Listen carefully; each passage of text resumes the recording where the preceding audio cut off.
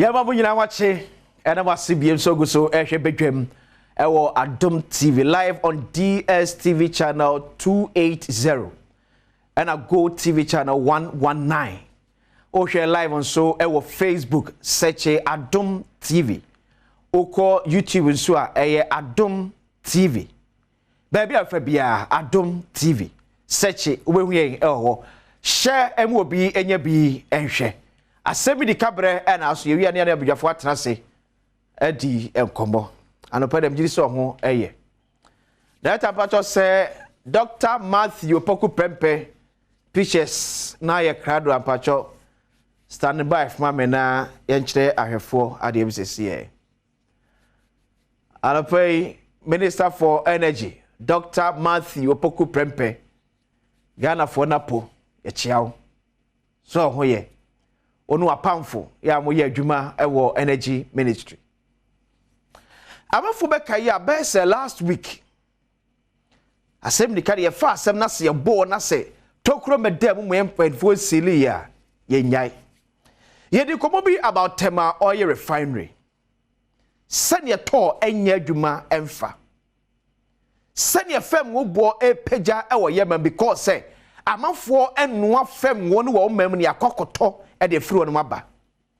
brikaka to say one kai hu say Ghana yankasa so nyame adom oil no ye tubi crude no ye tubi CD unit RFCC na ye de enane crude enua crude no e me be dane oil mu ye de gu ye cars no ye wo bi e wo Ghana ha Tema oil refinery bi wo ho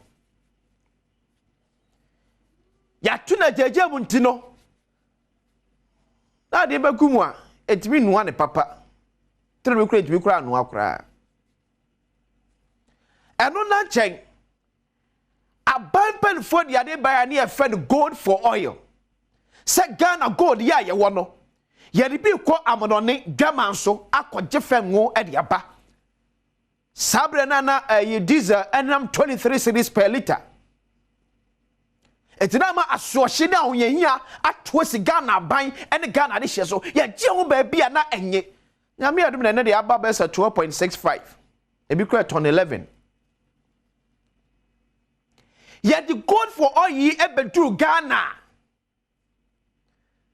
near the akoku bust tank farm bust tanks no eyema near Tema oil refinery honum ni akope ankra tank farm near the agu na aban etua kakese ye kan wasam last week ye di ho nkomo e bomu say sad na ye no enye emfata ye because in fact the whole of West Africa say wo ka refinery one big tank farms pa Tema oil refinery ka ho bi ti ade ntide ko craft farm wo de ba ankra tank farm ne de kwa kugu Badwam was a debit man Papa Adom TV sui Minister for Energy Dr. Matthew Opoku Prempe former Minister of Education champion extraordinaire of Free Senior High School the second term of Nanado Dankwa no say Devinapo Ejumadi a waye ewo Education Ministry. Now one of our flagship programs na dey me adeba into the energy cost sorting issues my. So from 2021 upon the Bay Energy Minister. And now no Wednesday ye na fiada ya wada Wednesday ye ukwa de twam. Some no ka say afei de ye kofa gold for oil na ba ye mfa nko ankrankra tank farm biem. Ye de Tema oil refinery. Na po ya de as of Wednesday enwumre ya na mimi free Tema oil refinery no na small tanks in there bebre na ye ma adu be 9 feet ama big ones no na eperfu a ehama ye bu fam wona gum chemu mo hwe se betimi adu be 16 feet time na me fe na adu be 10 so abo say by this time there enso aye ma say the ehwe no ya di ka cho say asemi ni ka eni wo say ni abampanfo eya enya no kwa na ye beka ho but e was empanfo to na mo be na sefata se bobo ma baso a ye beka and one of them and ye ka wasemi Osho TV ni so Tema Oil Refinery latest video. The current state of Tema Oil Refinery na hu TV so no. Eti Dr. Matthew Prempe why you there? You also don't want to believe say be a kind tea and I maybe na enhegu akwam dada. To why you there pa? And I know say and there at least Ghana buy and nation na there so. Eti ekatwitwi dia na ebo abra na de fam nu kogu ankrankra tank mu no this is the tanks mu no enne saka no ebeba fom e de amaye. That's why the first one the cut kra enye free. Masati Asem de baako esa afede ejebo enche ye the crude ekọ Tema Oil Refinery amo manoa e o ye man doctor no so ye di akire pa ye di akire papa so otimi ye no so a na afa ewie pay your say eka entimi nya possible say under Dr. Matthew Prempe Tema Oil Refinery entipo kra enwa 1 crude 1 liter of crude impo that can possible eteni ate say eba say enche Tema Oil Refinery no eba bejina na so under Dr. Matthew Prempe. This is what we expect you to do to work Dr. Adom kai obo flow free Dubai bo amani ada no and o man kan ho say yen town yen chiri. But we believe that Dr. Matthew Prempe, energy minister, you can do it.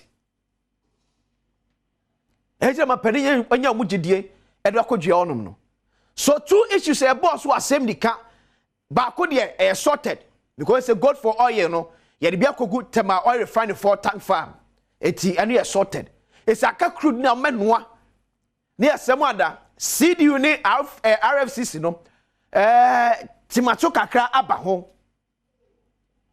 Ye hwede yesiesie se ne be ya no so gwie enkofa Asem famra.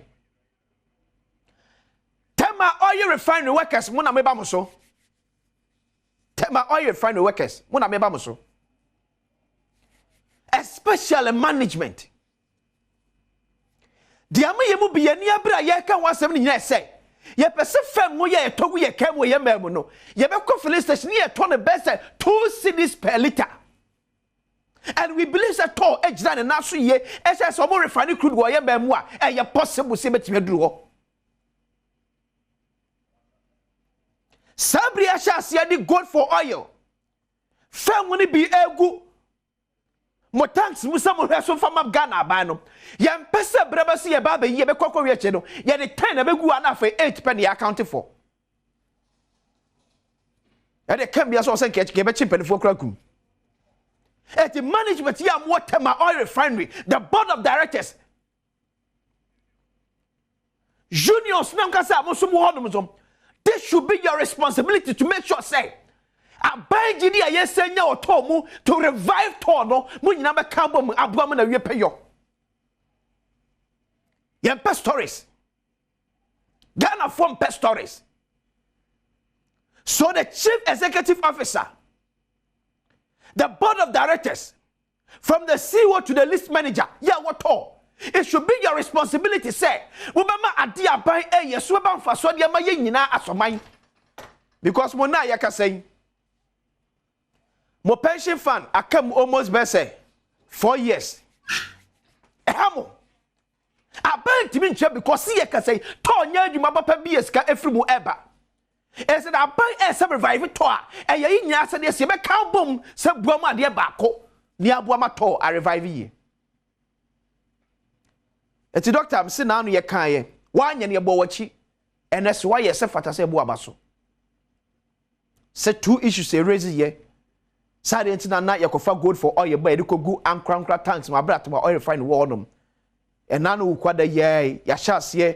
LOD good for oil to be a good Tema Oil Refinery for a tanks him. Tema Oil Refinery 90 refinery crude nay at Janity say, would you crude quack more, yet to my refinery. This is what we want our country to be. So kudos to you, Dr. Matthew Prempe, Ono Pen for Yamu Energy Ministry, and also management Yamu at all.